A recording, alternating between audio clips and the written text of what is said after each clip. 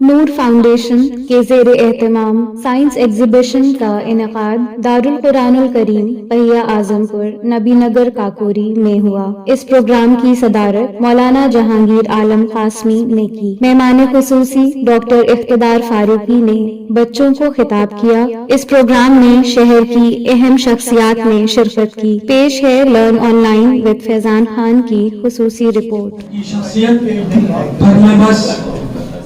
یہ شعر آپ کے سامنے پیش کرنا چاہتا ہوں جو پورے طور پر ان کی شخصیت کی تصویر کشی کرتا ہے کہ علاج پیاس کا دریا کے پاس رہتا ہے، علاج پیاس کا دریا کے پاس رہتا ہے، اسی لیے تو سمندر اداس رہتا ہے۔ بڑے ہی پیار سے تہذیب دیتی ہے اسے، بڑے ہی پیار سے تہذیب دیتی ہے اسے، یہ کون بستی میں سادہ لباس رہتا ہے۔ یہ ڈاکٹر اقتدار حسین صاحب فاروقی کی شخصیت کا ایک مختصر سا جائزہ جو میں نے آپ کے سامنے پیش کیا ہے۔ اب اس کے بعد میں استقبالیہ اور تعارفی کلمات کے لیے بانی و صدر نور فاؤنڈیشن، اس ایگزیبیشن کے روح رواں، اس سوسائٹی اور اکیڈمی کے روح رواں، اور ہر وقت قوم و ملت کی فکر لیے ہوئے اپنی زندگی کی ایک ایک سانس کے اندر اس فکر کو سمائے ہوئے اور عملی راہ پر قدم بڑھانے والے شخصیت حضرت مولانا مصطفیٰ مدنی صاحب ہیں، جن کی شخصیت آپ کے سامنے ہے، ان کا عمل آپ کے سامنے ہے۔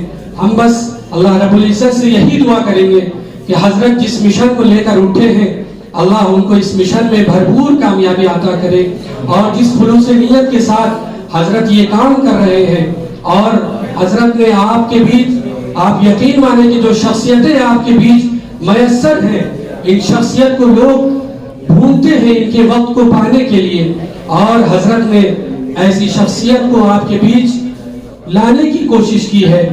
آپ کو صرف اپنا وقت دینا ہے، لہٰذا جب تک یہ شخصیتیں آپ کے بیچ ہیں، آپ ان سے بھرپور فائدہ اٹھانے کی کوشش کریں۔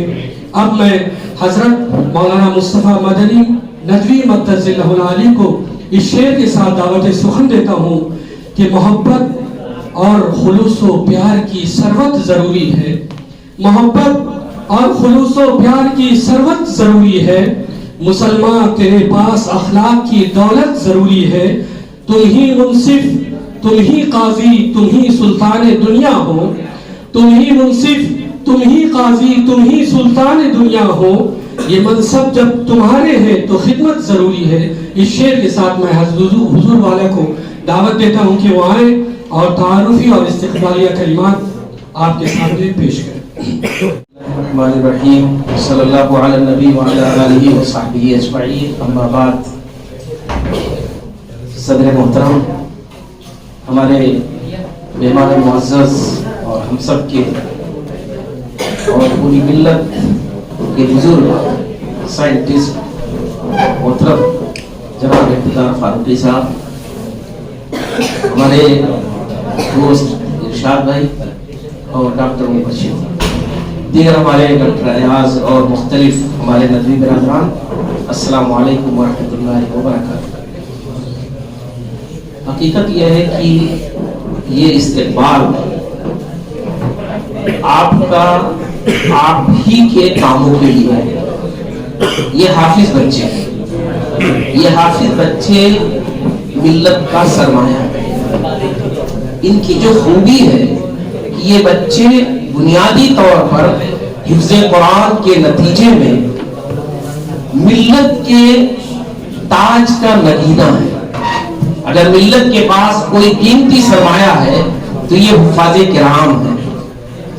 ان حفاظ کرام کو تعلیم کے میدان میں آگے لے جانا یہ ہم سب کی ذمہ داری ہے، اور اس کے لیے شاہین نے ایک بہترین تجربہ کیا، ہم لوگ اس تجربے سے فائدہ اٹھائیں۔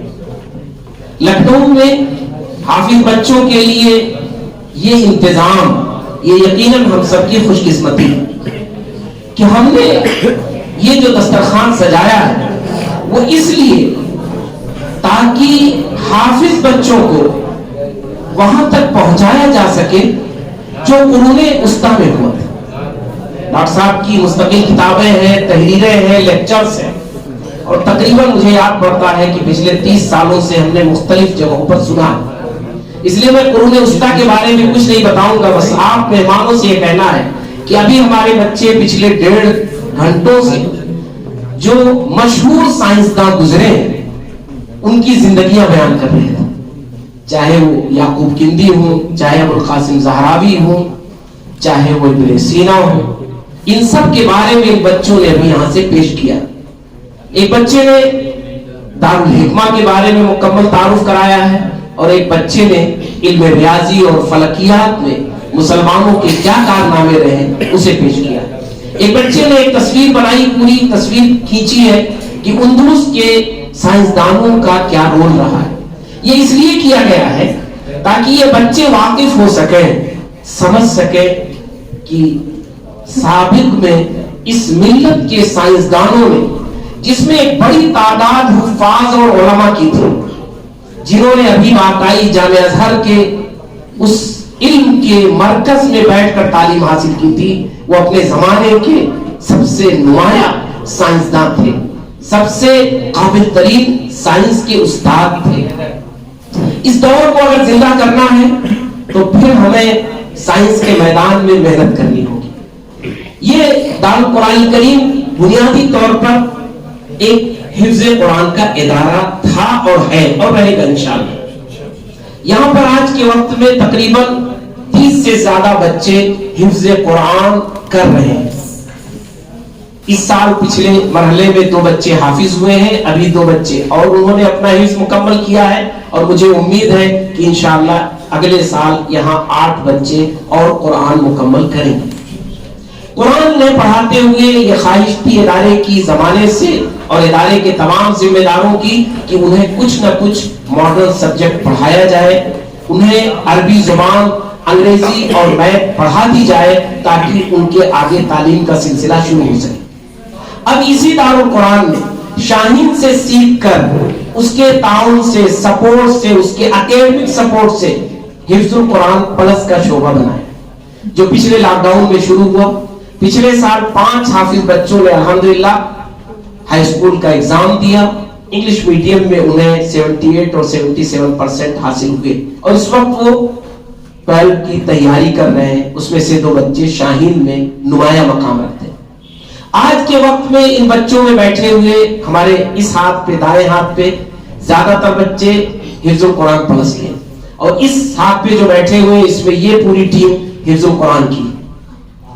ये हिफ्ज़ुल कुरान के जो बच्चे हैं इसमें 28 बच्चे हाफिज, वो अल्हम्दुलिल्लाह हाई स्कूल की 10वीं की तैयारी कर रहे हैं। अल्लाह ताला उन्हें कामयाब करे। इनमें से वो बच्चे हैं जो कुछ इंजीनियर बनना चाहते हैं, कुछ डॉक्टर बनना चाहते हैं, कुछ IAS बनना चाहते हैं, कुछ और मैदानों में जाना चाहते हैं। इनके सामने अभी मैदान बहुत वाज़े नहीं है, बस इतना वाज़े है कि मुझे तालीम के मैदान में आगे बढ़ना, और यही इनका वो जज्बा है जो इन्हें आगे ले जा रहा है, और यही वो चीज है जिसने आप हजरात को यहाँ इकट्ठा किया। हिफ्ज़ुल कुरान प्लस ये दरअसल हाफिज बच्चों को मॉडर्न सब्जेक्ट से जोड़ने के लिए एक बेहतरीन जरिया है, जिन्हें बहुत मुख्तसर मुद्दत में सिर्फ 3 से 4 महीने में शाहीन के जरिए जो तैयार करदा कोर्स है AICU का, उस ब्रिज कोर्स के जरिए 9th पढ़ने के लायक बनाया जाता है, और 1 साल के अंदर ये फाउंडेशन कोर्स और 9वीं की किताबें मुकम्मल करते हैं। फिर 1 साल में ये बोर्ड का एग्जाम देते हैं, उसकी तैयारी करते हैं। फिर अगले साल, अगला 2 साल इनके लिए कंपटीशन की तैयारियों के साथ 11th और 12th का होता है। यहां पर इन बच्चों के लिए अल्हम्दुलिल्लाह अरबी जुबान को पढ़ने का मुस्तकिल नज़्म है, ताकि ये बच्चे हाफ़िज़ कुरान हैं तो कुरान मजीद से खुद फायदा उठाएं और दूसरों को भी कुरान से करीब ला सकें। कुरान वो फितरत और साइंस और इंसानों की रहनुमाई का ऐसा मजमुआ है कि अगर कुरान मजीद के उस इल्म के समंदर में कोई डूबना चाहे تو جتنی موتیاں بھی نکالنا چاہے وہ نکالتا رہے، لیکن اس کی موتیاں کبھی ختم نہیں۔ یہ ہے قرآن۔ قرآن ایک مذہبی کتاب ہے، لیکن وہ عام مذہبی کتابوں سے ہٹ کر ہے۔ قرآن ایک مقدس کتاب ہے، لیکن وہ عام مقدس کتابوں سے ہٹ کر ہے، کیونکہ وہ اس کائنات کے بنانے والے کی کتاب ہے۔ اس میں وہ سائنسی حقائق موجود ہیں جس کو انسان زمانے سے تلاش کرتا رہا ہے اور رہے گا۔ قرآن میں ان حقائق کی طرف اشارہ کیا گیا ہے، انہیں واضح کیا گیا ہے، انہیں بتایا گیا ہے۔ یہ حافظ بچے اگر قرآن مجید کے علم سے واقف ہوں گے تو ان کی زندگی بھی روشن ہوگی، اور قرآن کے علم سے اور اس کے سائنسی جو مطالب ہیں اس سے ہمیشہ یہ بہراور ہوتے رہیں گے۔ اس لیے انہیں عربی زبان اچھے انداز میں پڑھانے کی کوشش کی جا رہی ہے۔ اسی کے ساتھ ساتھ یہ بھی کوشش ہے کہ یہ حافظ بچے ان کے اندر اسلامیات کا بھی اچھا ذوق ہو، اردو زبان ان کی اچھی ہو، کیونکہ اردو زبان یہ ہندوستان بلکہ بر صغیر ہند و پاک میں اور دنیا کے بڑے حصے میں اردو زبان مسلم ثقافت اور تہذیب کا ایک سرچشمہ ہے۔ اس بنیاد پر اردو زبان ان کی اچھی ہونی چاہیے اور اردو زبان انہیں پڑھنی چاہیے، وہ بھی شامل نصاب ہے۔ دینیات کا اور بڑا حصہ ان کے لیے ابھی کورس میں نہیں ہے، لیکن یہ کوشش ہے کہ 4 سالوں میں جب تک یہ انٹر تک پہنچے اور کمپٹیشن میں بیٹھنے کے لائق بنے، یہ کم از کم ڈپلوما ان عالمیت کی سند کے لائق بن جائیں اور انہیں ہم ڈپلوما ان عالمیت دے سکیں، اس کی سند بھی ان کے پاس ہو۔ ان میں سے بہت سارے بچے ہیں جن کی خواہش یہ ہے وہ آگے اسلامیات کی خدمت کریں، پڑھیں یہ سائنس ماڈل سبجیکٹ، واقف ہو، یہ انٹر تک کی تعلیم ان کی کامن ہو، اس کے بعد اگر یہ اسلامیات کی خدمت کرنا چاہے تو ان کے لیے سارے دروازے کھلے رہیں۔ اس لیے انہیں اتنی اسلامیات کی تعلیم بھی دی جا رہی۔ یہ ہے حفظ القرآن پلس، ایک ایسا تجربہ جو کہنے کے لیے بڑا مختصر ہے لیکن حقیقت میں بڑا گہرا ہے، کیونکہ اس میں اگر بچے کی پرسنالٹی اور اس کی شخصیت کو سامنے رکھ کے محنت نہ کیا گیا تو اس کا نتیجہ سوائے اس کے کچھ نہیں ہوگا جو ہزاروں اسکولز ڈگریوں کی شکل میں میٹرک اور 12 کی ڈگریاں دیتے ہیں۔ ان کی پرسنالٹی کو بھی ہمیں ڈیولپ کرنا ہے، ان کی شخصیت کو بھی اچھا بنانا ہے اور یہاں دینی ماحول میں بنانا ہے۔ حافظ بچوں کے سلسلے میں ایک تجربہ ہے جو آپ کے سامنے رہنا چاہیے کہ حافظ بچے اگر کسی کالج میں پڑھنے چلے جائیں تو ان کے لیے 2 مشکلات ہوتی ہیں جو میں نے براہ راست سمجھنے کی کوشش کی۔ پہلا مشکل یہ ہوتا ہے کہ چونکہ وہ عام سبجیکٹ سے ابتدائی مرحلے میں پرائمری اور مڈل انہوں نے نہیں پڑھا ہے تو انہیں داخلہ کس کلاس میں دیا جائے، یہ اسکول کی پریشانی ہوتی ہے۔ دوسری یہ ہوتی ہے کہ وہ جس ماحول میں جا رہے ہیں، اب پچھلا جو انہوں نے 3 سے 4 سال 5 سال گزارا ہے ایک دینی ماحول میں، وہاں ایک اتنا اوپن ماحول ہوتا ہے کہ وہ اس رنگ میں اکثر رنگ جاتے ہیں اور بھول جاتے ہیں، بلکہ بسا اوقات شرمندگی کا سبب بن جاتے ہیں۔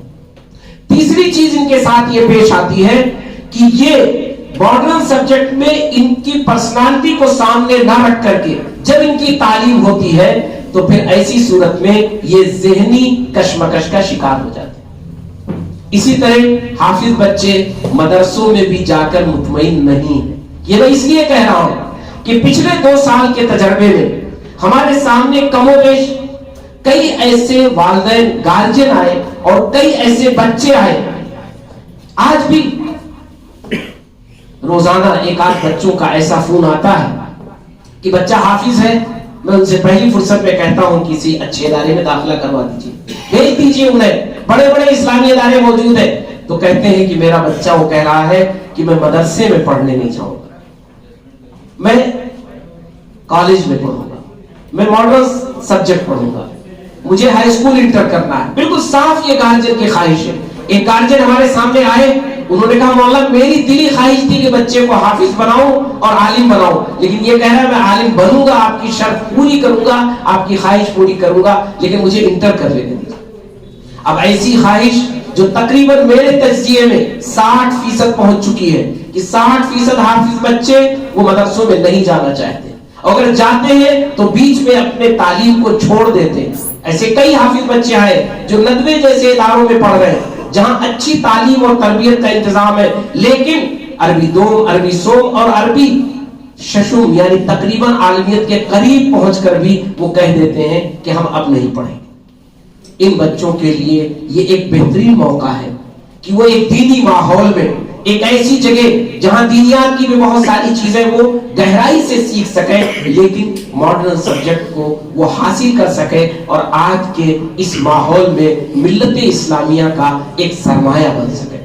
اس لیے حفظ القرآن کا پلس کا یہ پروگرام یہاں شروع کیا گیا. الحمدللہ اللہ کا فضل ہے اور بے شمار ہمارے جو ٹیم کے لوگ ہیں ان کی توجہ ہے کہ اس کے نتیجے میں ایک اچھا پروگرام ہوا ہے. آپ سب کا یہاں استقبال ہے. میں نے کہا حقیقت میں استقبال میں دل سے کر رہا ہوں، اس لیے کر رہا ہوں کہ یہ اب آپ سب کا کام ہے، یہ آپ سب کی رہنمائی کا محتاج ہے. میں اس فیلڈ کا نہیں ہوں، میرا یہ تجربہ نہیں ہے، ماڈرن تعلیم میں نے نہیں حاصل کی ہے. میری پوری تعلیم ندوے کی ہے اور اس کے بعد مدینہ منورہ کی، لیکن اہل علم سے رشتہ رہا، تعلق رہا، بہت کچھ جاننے سیکھنے کا عملی تجربہ ہوا تو اندازہ ہوا کہ نہیں، ہم لوگوں کو بھی ماڈرن تعلیم کے لیے، حافظ بچوں کے لیے ایک ذریعہ بننا چاہیے. تو وہی ذریعہ ہم، یہ آپ کا ادارہ ہے، ملت کا ادارہ ہے.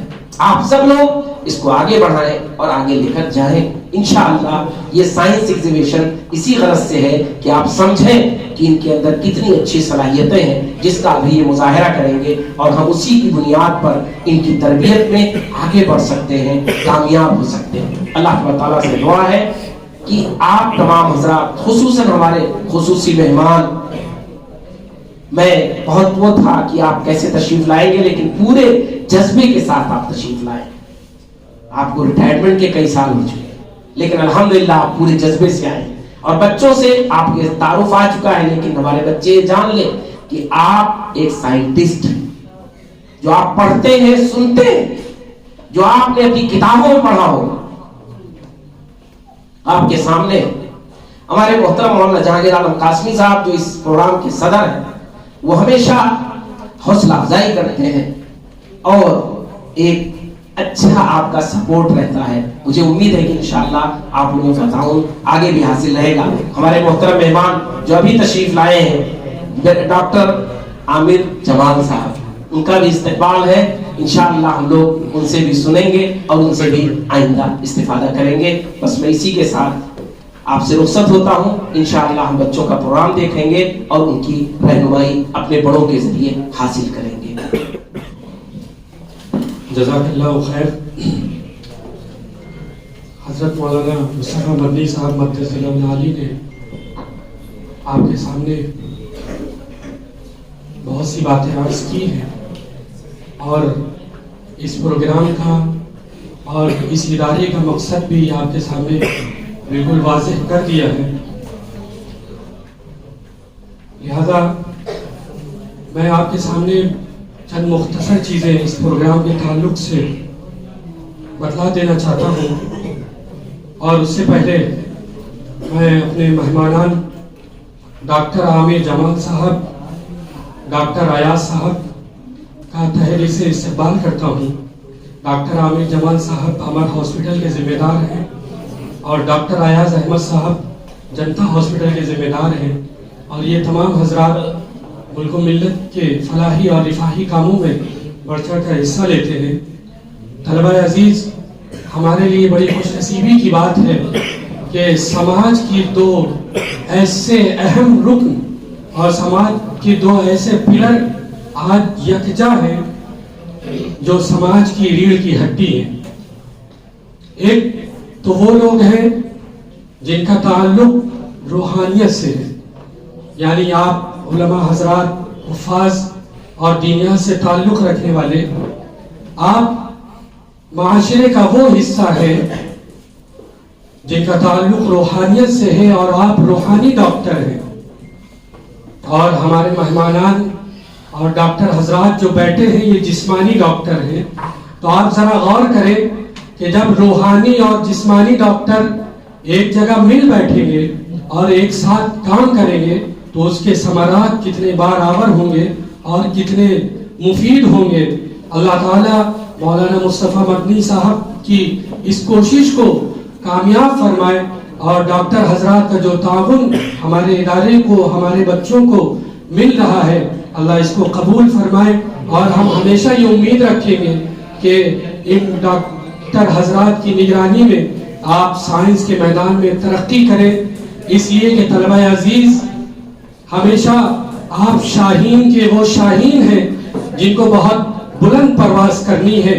آپ کے اوپر بہت سے کوے چوچ مارنے کی کوشش کریں گے لیکن آپ کو ان کووں کو بھگانا نہیں ہے بلکہ آپ کو اتنی اونچی اڑان اڑنی ہے کہ وہ اونچائی پر جب آپ پہنچ جائیں تو جو کوے آپ کی پیٹھ پر چوچ مار رہے ہیں ان کا سانس لینا دشوار ہو جائے اور آپ کی بلندی سے عاجز آ کر وہ خود بخود نیچے گر جائیں. لہذا آپ کو اپنے اندر وہ حوصلہ اور وہ عزم پیدا کرنا ہے علماء کی نگرانی میں, ڈاکٹروں کی نگرانی میں. اور آپ کی طرف سے یہ شعر پیش کرتا ہوں کہ ستارے توڑ کر رک جاؤں یہ ممکن نہیں مجھ سے, ستارے توڑ کر رک جاؤں یہ ممکن نہیں مجھ سے, میرے پائے طلب کو آسماں کے پار جانا ہے.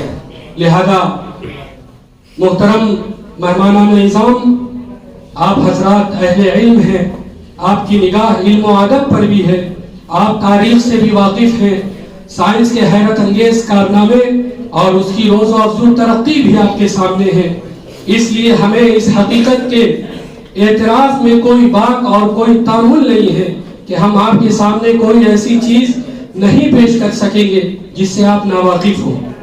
اس واضح اور کھلی حقیقت کے باوجود ہم نے اس بات کی کوشش کی ہے کہ ہم آج کے سائنس میلے کو آپ کے سامنے بہتر شکل میں پیش کریں. محترم سامعین, آج کی محفل اور اس کا عنوان وقت اور حالات کے پیش نظر بہت اہم اور مفید ہے. ماضی کے مقابلے اس طرح کے بامقصد عنوانات پر توجہ دینے اور بالخصوص مدارس کے طلباء کو توجہ دلانے کی کہیں زیادہ ضرورت ہے تاکہ طلباء مدارس کو مین اسٹریم میں لایا جا سکے اور قرآن اور سائنس کی روشنی میں وہ ایسی تحقیقات سامنے لا سکے جو سائنسی میدان میں ایک کارنامہ اور لوگوں کے لیے باعث ہدایت اور مشعل راہ بن سکے. اس طرح کے پروگرام سے ہمارے ادارے کا مقصد حافظ اور عالم بچوں کو دینی علوم کے ساتھ ساتھ عصری علوم سے آراستہ کرنا ہے اور عصری علوم میں بالخصوص سائنس کی طرف رغبت دلانا ہے تاکہ مدارس کے بچے دینی تعلیم کے ساتھ ساتھ عصری علوم بھی سیکھیں اور ملک و قوم کی خدمت اس طرح کر سکیں جس کا تصور خالص عصری علوم کے طلبہ سے نہیں کیا جا سکتا.